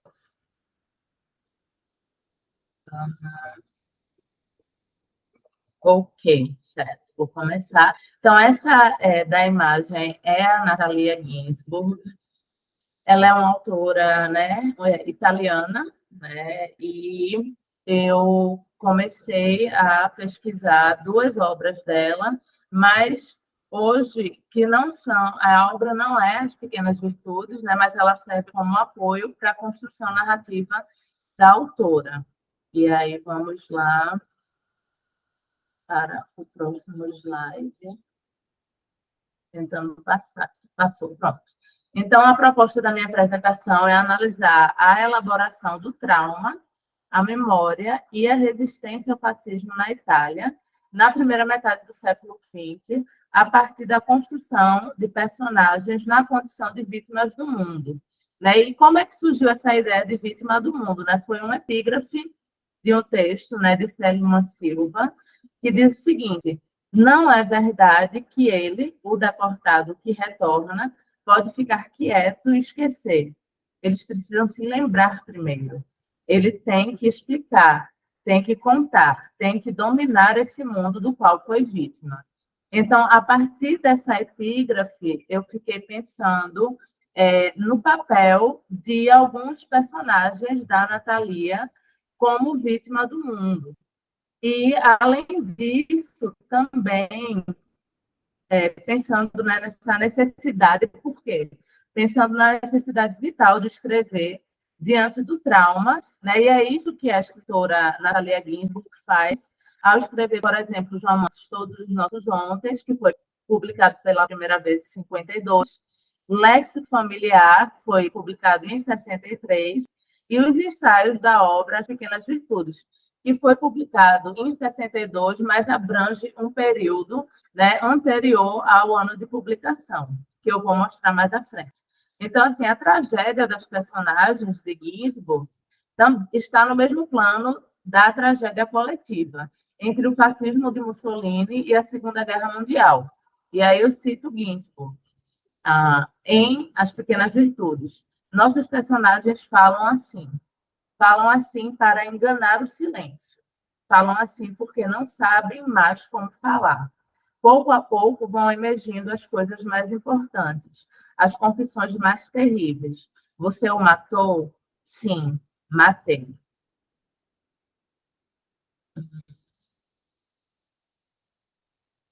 Por isso, sugerimos uma análise da vítima do mundo, né? Essa ideia,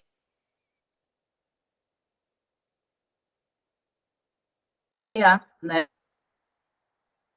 A partir da metáfora do náufrago de Ortega, né? O náufrago, no sentido arteriano, ele representa o homem moderno em crise e constitui a sua metáfora mais importante, que percorre quase toda a sua obra e está nos seus textos mais relevantes. Então, aí eu cito um estudioso de Ortega, que diz o seguinte: este sentimento de náufrago se deve, segundo Ortega, à situação de crise que o homem vive na modernidade e ao pressentimento do mundo, concomitante a esta situação de crise como um caos incompreensível, um nó de problemas indecifráveis ou sem sentido. Durante esse período de crise, o homem tende a duvidar de si mesmo e de tudo. Falta-lhe uma base sólida sobre a qual se apoiar. Ele cai em um mar de dúvidas, expressão espanhol que Ortega aproveita em restrita continuidade com sua metáfora de naufrágio para caracterizar de forma figurativa e conceitual a situação de dúvida, antes da criação de novas ideias para nos sustentar. A ideia de cair nas profundezas, o afogamento que ela pode causar, dramatiza a situação de dúvida, o torna visível e compreensível em toda a sua radicalidade. Tudo se torna líquido, fluido, flutuante. Em consonância com a metáfora de Ortega y Gasset, para Ginzburg, suas personagens naufragam entre palavras e silêncios. E aí eu cito: arrancadas dolorosamente ao silêncio, emergem as poucas e estéreis palavras de nossa época, como sinais de náufragos, fogos acesos entre colinas longínquas, frágeis e desesperados chamados que o espaço engole. A metáfora do náufrago representa muito bem as angústias de alguns personagens da autora, como Hipólito, por exemplo, em um dos romances que eu trabalho, né, que eu estou pesquisando, que é Todos os Nossos Ontens. Ele é náufrago em suas circunstâncias, ele não resistiu ao fascismo e cometeu suicídio quando a Itália estava entrando na Segunda Guerra Mundial. Né? Então, agora eu cito Ortega y Gasset, que diz o seguinte: foi então claro que me encontrei com essa dupla descoberta fundamental, que a vida pessoal é a realidade radical e que a vida é circunstância. Todos são náufragos em suas circunstâncias. E aí eu coloquei essa observação aí, Pavese, porque a partir de As Pequenas Virtudes, quer dizer, esse personagem Hipólito é um personagem que comete suicídio, e a Natalia também tem outro personagem que comete suicídio, que é o Cesare Pavese. Ele se tornou personagem, né, foi um escritor, editor, e se tornou personagem da obra dela no livro Léxico Familiar. Então, ele não só foi amigo, como personagem da autora, e tem também um ensaio aqui em As Pequenas Virtudes, chamado Retrato de um Amigo. E aí, a partir desse retrato de um amigo, eu percebo que aqui já há uma influência, já há uma construção, né, desse personagem Hipólito, assim como o próprio personagem Pavese no romance que ela publica mais tarde, né, que é o Léxico Familiar. Então, As Pequenas Virtudes, aí, como eu falei, o período, ele foi publicado em 62, mas o período de textos e ensaios o período foi 44 a 62. Então, os ensaios desse livro, eles foram publicados em revistas e periódicos entre esses anos, né? E o livro contribui para a elaboração do trauma da autora por meio do relato de suas memórias, e trabalha o livro como objeto da memória cultural italiana, e aí, né, nessa ideia, na perspectiva de Aleida Asman, porque traz várias questões sobre o regime fascista na Itália, como, por exemplo, a fragmentação das relações sociais, a dor coletiva e o caos político, como podemos observar, por exemplo, no ensaio Filho do Homem. E aí eu vou fazer uma citação mais longa desse ensaio, porque fica bem clara essa memória do trauma dela. E aí é o seguinte, ela já é o início, né? São os 3 ou 4 primeiros parágrafos desse ensaio, que é bem curtinho, e começa assim: houve a guerra e vimos desmoronar muitas casas, e agora não nos sentimos mais seguros em casa como antes, quando estávamos quietos e seguros. Há algo que não se cura, e os anos vão passando, mas não nos curamos nunca. Quem sabe teremos de novo uma luminária sobre a mesa e um vaso de flores e os retratos dos nossos queridos, mas não acreditamos mais em nenhuma dessas coisas, porque antes tivemos de abandoná-las de repente ou as procuramos em vão entre os escombros. É inútil acreditar que podemos sair curados de 20 anos como aqueles que passamos. Os que foram perseguidos nunca mais reencontrarão a paz. Um toque insistente de campainha à noite não pode significar outra coisa para nós que não a palavra delegacia. E é inútil dizer e repetir a nós mesmos que por trás da palavra delegacia agora talvez haja rostos amigáveis a quem poderíamos pedir proteção e assistência. Em nós, essa palavra sempre provoca desconfiança e assombro. Uma vez sofrida, jamais se esquece a experiência do mal. Quem viu as casas desabando sabe muito bem quantos são precários os vasos de flor, os quadros, as paredes brancas. Sabe muito bem de que é feita uma casa. Uma casa feita de tijolos e argamassa, e pode desabar. Uma casa não é tão sólida. Podemos desabar de um momento para outro, atrás dos serenos vasos de flor, atrás das chaleiras, dos tapetes, dos pavimentos lustrosos de cera, há o outro vulto verdadeiro da casa, o vulto atroz da casa caída. Não nos curaremos nunca desta guerra, é inútil. jamais seremos gente tranquila, gente que pensa, estuda e modela sua vida em paz. Vejam o que aconteceu com nossas casas. Vejam o que aconteceu com a gente. Nunca vamos ser gente sossegada. Então, portanto, essa é uma obra importante para compreender a construção ficcional da autora, seus personagens e o trabalho relevante de suas recordações, porque são ensaios que representam o seu fazer literário, como o ofício de escrever, no ensaio O Meu Ofício, e a construção de personagens que naufragam numa modernidade marcada pela guerra e perseguição política, como podemos observar em outro ensaio chamado Inverno em Abruzzo. No que se refere à memória, usaremos principalmente a lei da Asma, como eu já citei, para traçar uma discussão mais aprofundada, né, sobre os diferentes usos da memória cultural na obra analisada, nessa obra e nas duas obras que eu também mencionei anteriormente. É nessa linha que se configura a proposta literária de Natalia Ginzburg, com uma trajetória que empreende possibilidades de manter vivas as memórias do fascismo como uma postura ética contra o esquecimento. Dessa forma, entre os resultados esperados está a compreensão da força da escrita, mais especificamente da literatura, como um dos principais meios de memória, né? Já que a escrita pode ser considerada como um medium mais seguro da memória. Uma das armas mais eficientes contra a segunda morte social, o esquecimento, que a nossa colega também, né, citou esse trecho na apresentação dela.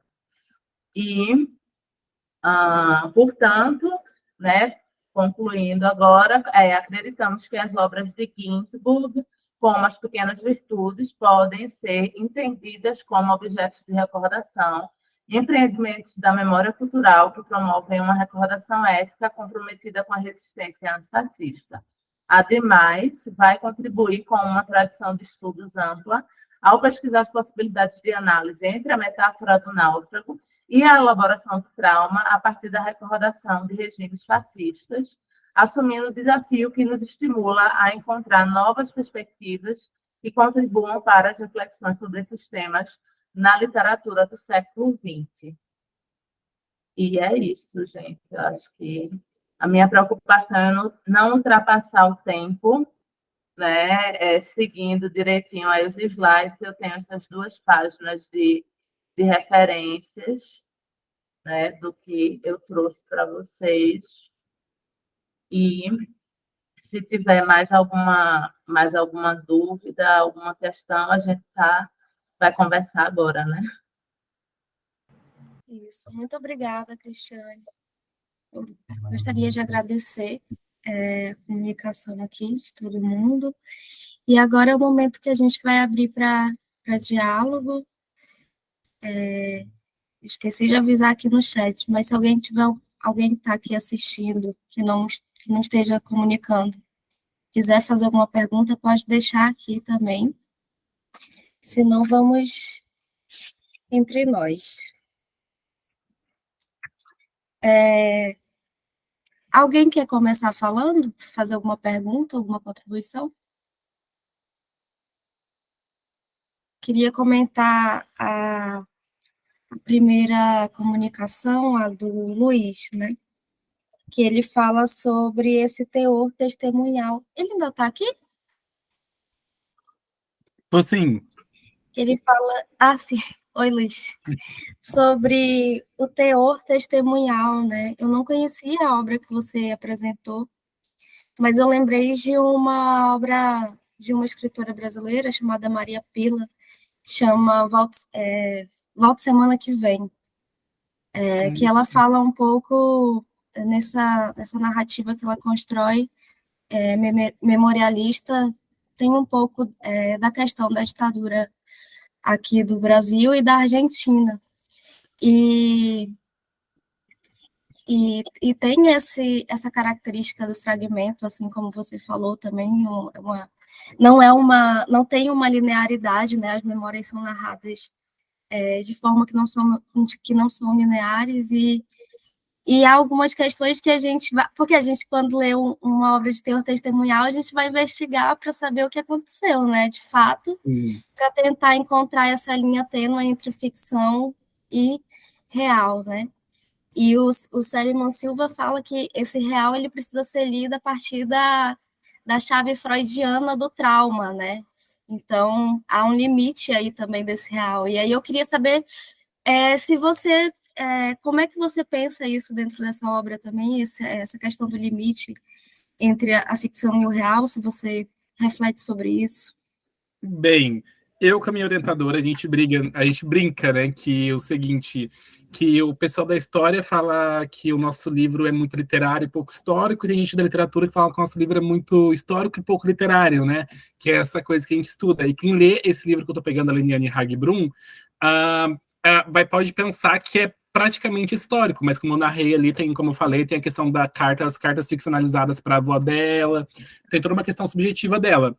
Então, eu acho que é muito complicado para quem estuda literatura de testemunho, literatura que tem como esse escopo, esse objetivo, trazer, como, por exemplo, as questões das ditaduras em todo o mundo, à tona, criar uma memória sobre isso, ter essa consciência de que a gente tem que se equilibrar, né? Eu acho que ou você não pode ir muito para o campo da história, porque eu estou na literatura, eu sou das letras, eu não posso falar como historiadora, então pegar o que tem de ficção ali dentro, porque tem o Seligman diz que o próprio testemunho é repleto de ficção, em um bom sentido, porque o testemunho não é a reprodução fatídica do que realmente aconteceu, né? É tipo assim, é a percepção e a complexidade daquela pessoa que está testemunhando. Isso é fato, a gente tem que levar o testemunho com clareza, etc. Mas, tipo assim, tanto o testemunho quanto a ficção estão ali unidos de alguma forma, entendeu? Então, acho que o limite, quando a gente fala em limite, o meu maior medo é só não, como posso dizer, não entrarei muito no campo da história para não arrumar confusão. Mas acho que a gente pode sim, dentro da literatura, fazer esses mecanismos de diálogo, né? Já que a literatura, como toda arte, é um reflexo da cultura, da história, etc. E tem uma coisa que eu queria falar, que era na apresentação da Andresa, se eu não me engano, que ela diz a respeito do tempo, que ela fala que o tempo é subjetivo. Eu acho que essa não é uma questão apenas de livros diarísticos, mas tipo assim, de todos os livros que abordam questões a respeito de ditaduras, questões históricas, a literatura com questão histórica, tem toda essa questão de que o tempo é subjetivo, é um tempo suspenso. Então, a gente deu um livro de testemunho, a gente percebe que o presente e o passado é uma mistura ali, o passado reflete no presente, o presente está trazendo o passado à tona, então tem todas essas questões aí. Sim, uma outra coisa que eu achei muito interessante aqui na nossa sessão é que eu acho que todo mundo, em alguma medida, está refletindo sobre o fragmento, né? Sobre essa questão fragmentária, e é o que a memória realmente acaba... Hoje mesmo nós tivemos uma sessão, uma conferência, na verdade, na abertura do nosso... Na abertura não, segundo dia do nosso evento. É uma pena que vocês não tenham a possibilidade de estar presentes, né? Assim, de corpo físico, né? Mas a gente teve uma comunicação de manhã em que tinha um professor da área da literatura, né, falando sobre a melancolia num conto, e ele falava, e o conto tinha não tinha uma linearidade também, tinha esse teor meio fragmentado, né? Apesar dele não ter usado esse termo, mas ele discutiu a questão do tempo na narrativa e falou sobre como a memória ela tem essa característica mesmo, né? De ser fragmentária, nenhuma memória não é. Toda memória é um fragmento, né? E é bem interessante mesmo, como todos os trabalhos escritos para esse dia trazem essa característica. A apresentação em seguida foi o do Gabriel, né, que ele falou de Ulisses. Eu ainda não li Ulisses, mas Ulisses está na minha lista. E você falou também sobre essa questão de ter eu não sei se eu entendi certo, se eu tiver entendido errado, você me corrige. Do livro ter uma linearidade, nesse capítulo eles têm uma outra organização, foi isso? Assim, o enredo basicamente se passa em um dia só e ele é quase que linear. Os primeiros 3 episódios, eles se passam de 8 da manhã até a hora do almoço, mais ou menos. Aí o livro retorna e conta o mesmo trajeto, só que por outra perspectiva, e daí segue até a noite. Eu acho que essa questão do fragmento, principalmente a estética do fragmento, no Ulisses, ela entra mais na raiz, assim. Se a gente pensar nas passagens do Benjamin, por exemplo, que é um livro que inicialmente não foi pensado para ser fragmentário, mas ao longo do tempo que ele foi sendo composto, né, eu não sei se todo mundo conhece as passagens do Benjamin, onde ele propõe a escrever a história do nascimento da rua parisiense, da galeria no geral. Ele acaba escrevendo sobre uma história da França do século XIX. Ele morre nesse processo, enfim, e o livro se torna realmente um apanhado de escritos sobre Marx, sobre Baudelaire e um trilhão de coisas, né? A maior parte da contribuição teórica do Benjamin vem daí, e eu acho que o Ulisses entra nesse campo da estética fragmentária, assim, de um livro que, em teoria, né, na ideia ele é simples, direto, ele se passa em um dia, sobre poucas pessoas, ele recita uma cidade, mas ele fala de tudo, e ele coloca literalmente tudo dentro dali. Então, eu acho que entra, assim, muito, você não está errado em falar, o livro, ele dissocia em muitos modos, assim, esse capítulo onde há essa virada dos sereias, né, é onde ele se torna mais difícil. Eu diria que o enredo ele não se torna muito complexo a partir daí, o enredo vai ficar difícil mais lá para o final mesmo, mas a leitura do livro, não tentando separar forma e conteúdo, mas a leitura pela forma em si, ela é muito fragmentária. Realmente ela dificulta bastante. E assim, o Ulisses é um livro que está na lista de todo mundo. Eu resolvi nas férias pegar, eu falei, não, eu vou tentar ler isso aqui, e foi mais prazeroso do que eu imaginava, assim. Eu imaginava que eu não ia conseguir ler. O pessoal falou, não, você vai parar no 3º capítulo e tal, que é onde justamente o Dédalus, que é um personagem mais intelectual, assim, do livro, divaga muito.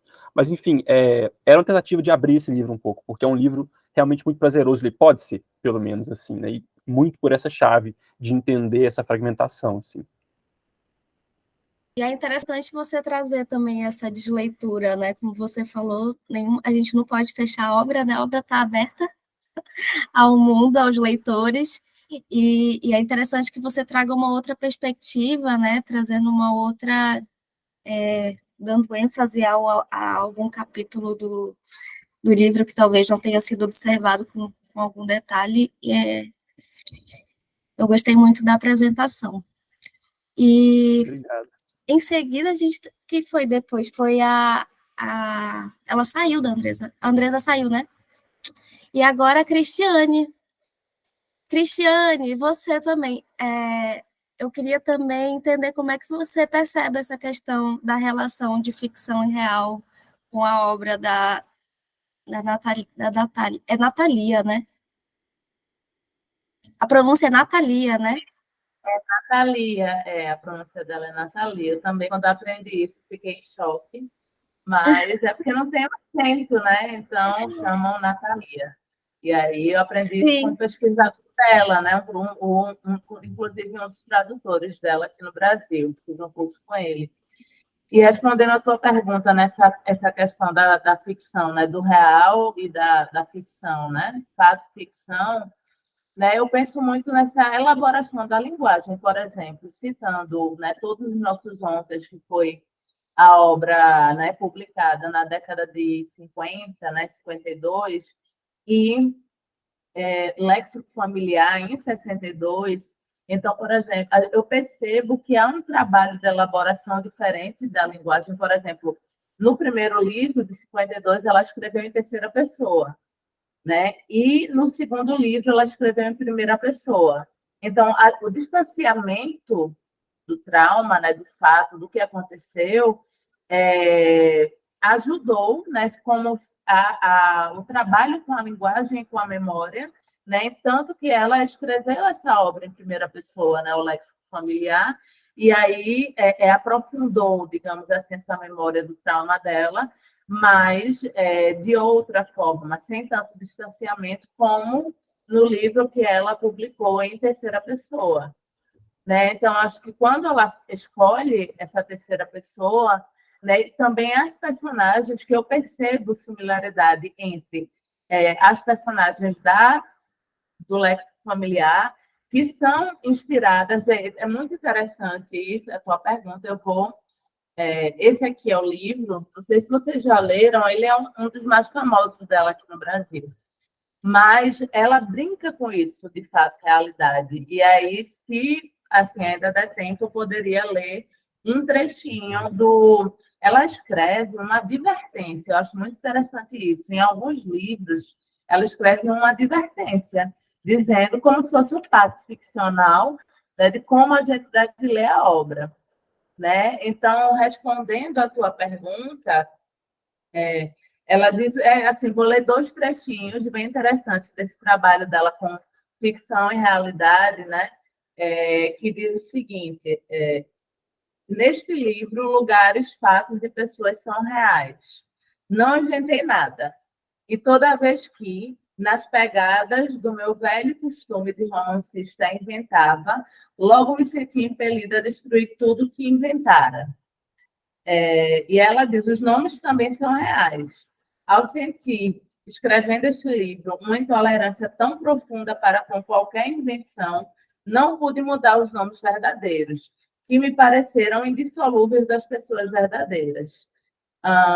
Pode ser que desagrade a alguém encontrar-se deste modo, com seu nome e sobrenome num livro. Mas, quanto a isso, não tenho nada a responder.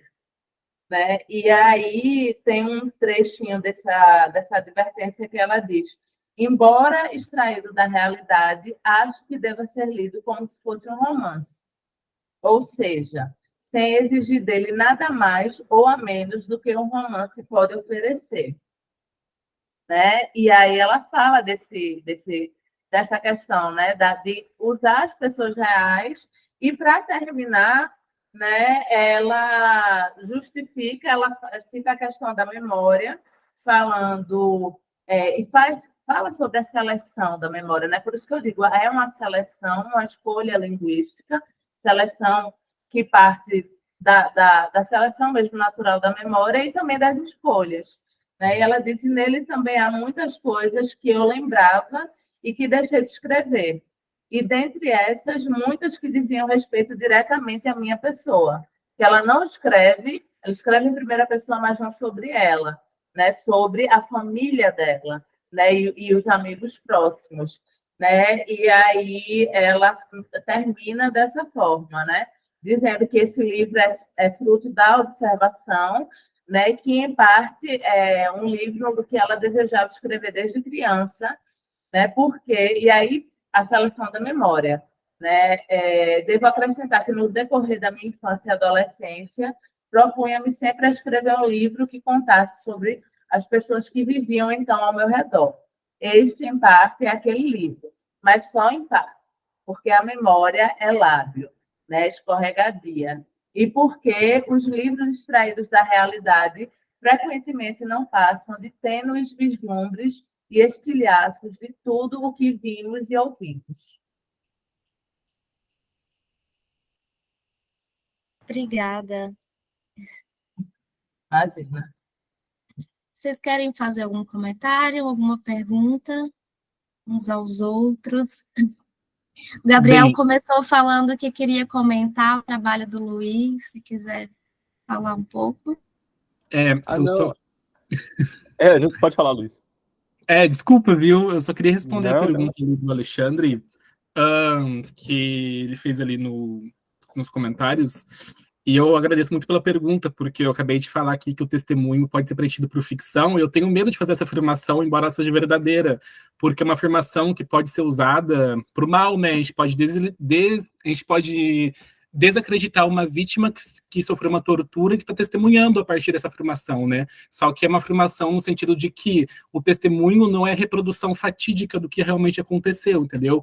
A gente não é que a gente vai descredibilizar um testemunho, entendeu? É que nada pode trazer aquele passado à tona tal como ele foi. E eu agradeço, daí que ele me pergunta sobre o negócio do testemunho e da imaginação presente na obra da Leniane Hagbrun. O que acontece, Alexandre? Eu vejo a imaginação ali da Leniane, o processo de ficção dela, principalmente no processo das cartas que ela escreve para a avó. Eu vou dar um exemplo aqui para vocês, que ela chegou a entrevistar algumas pessoas conheceram o Silon, que diz como que o Silon foi capturado. Ele estava muito machucado, com uma arma na mão, e estava andando na beira do rio, até que ele encontrou uma casa, muito debilitado ele estava. E nessa casa ele entregou a arma e tal, só falou que queria um pouco de comida, e os moradores dessa casa, por medo, acabaram denunciando ele.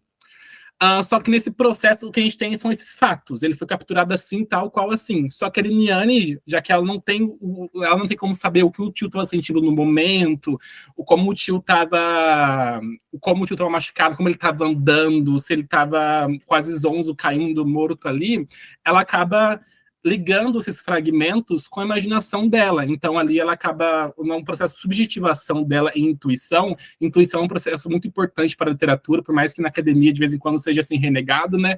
A intuição da Liniane, o processo de subjetivação dela, acaba linkando esses fatos. Então, sim, o testemunho, que o livro só por si só é um testemunho cheio de testemunhos dentro deles, e esses testemunhos vão linkando um ao outro com a ficção da Liniane, com esses pequenos arranjos que ela faz de emoção, sentimento, umas coisas que ela não tem como de alguém falar para ela como tal e qual. Eu espero ter respondido a sua pergunta, Vice.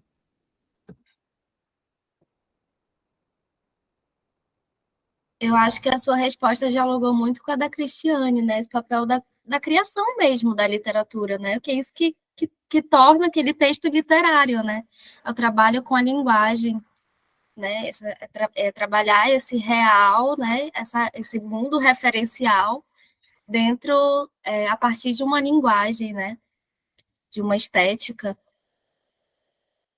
Então, quem quiser, se alguém ainda quiser fazer comentários. Eu vou só completar para o Luiz. Não, é porque ele começou a falar, né? E ele falou que é do Rio Grande do Sul, e na hora me veio o Bernardo Kucinski na cabeça, que é um autor gaúcho também, imagino que você deve conhecer, né? E ele fala muito disso, da transmissão do trauma. E essa coisa da escrita de si, que eu até estranhei que não surgiu hoje a Diana Klinger aqui, de que o drama familiar hoje em dia, pelo menos desde o século XX, ele não é mais o drama da relação amorosa, não. Ele é o drama do trauma, ele é a questão justamente assim, de como a gente passa isso, e nesses casos onde a família, né, acaba sofrendo de maneiras inimagináveis, acho que o Kucinski é dos autores também que mais dialogam com a Liniane, que eu não conhecia, no sinal, assim. Lembrei muito do romance do K, dele, que acho que até famoso, assim, ganhou prêmio e tudo mais. Sim, conheço esse romance, não li ainda, porque dentro do meu grupo de pesquisa, a minha linha é a Guerrilha do Araguaia, então eu leio romances ali pela Guerrilha do Araguaia. Então, mas a minha orientadora, ela ama esse romance, já fez vários artigos sobre ele, eu pretendo ler ele um dia. E a questão também interessante que você falou, que esse trauma, a questão familiar ali é um trauma mesmo, e é um trauma que se passa de geração para geração. Tanto que hoje em dia a gente vê escritores, filhos de pessoas que foram torturadas, escrevendo acerca disso. Eles não sofreram diretamente a tortura ou essa sociedade repressiva, repressora, mas eles se consideram essa geração, entendeu? Então é uma geração de testemunhos indiretos, e que ainda assim são testemunhos. Obrigada. Eu já ia falar, obrigada, literatura horror. Obrigada, Luiz. Obrigada, Gabriel. A Cristiane pediu a palavra. Fica à vontade, Cristiane.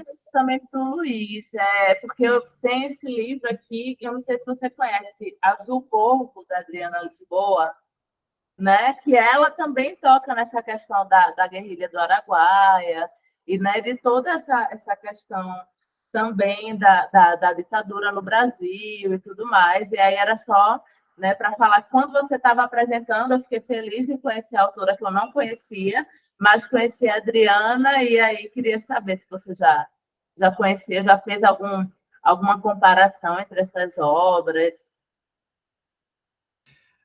Conheço sim, foi o primeiro livro a respeito da guerrilha que eu li, então foi, tipo assim, uma boa experiência, sabe?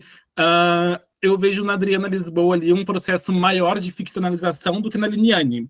A Liniane vai mesmo atrás das entrevistas e tal, já a Guerrilha do Araguaia no Azul Corvo, vocês não conhecem, é um livro muito bom, obrigado por ter mostrado ele, Cristiane, ter trazido ele à tona, mas a Guerrilha do Araguaia ali está acompanhada de outra trama, que é a trama de um estrangeiro em solo americano, né? Então, tipo, de uma estrangeira em solo americano, mas ela acaba ficcionalizando ali um guerrilheiro que não existiu de fato, mas a partir dele traz processos históricos muito bacanas. Quem não conhece o Guerreiro do Araguaia, se quiser conhecer a partir da ficção, é um bom livro para começar.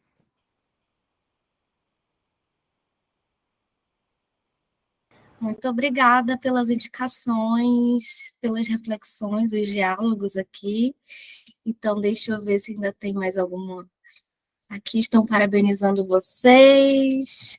E o Fábio falou que precisava sair, agradeceu e parabenizou os trabalhos.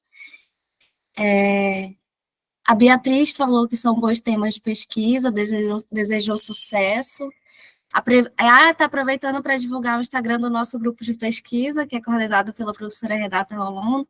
É o GPECA, né? Grupo de Estudo e Pesquisa em Estudos e Estudo e Crítica de Africanidades.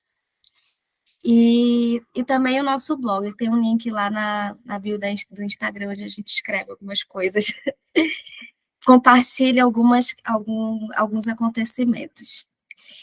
E é isso, gente. Quero agradecer. Muito obrigada. Escutar vocês foi muito bom hoje, muito importante também conhecer novos trabalhos, ver outros processos acontecendo. Muito obrigada. Se ninguém tiver mais nada para falar, a gente pode abrir a câmera para fazer um registro do nosso encontro. Todo mundo aqui, né? Estamos só nós, né? A Andresa já saiu. Deixa eu fazer aqui. Então.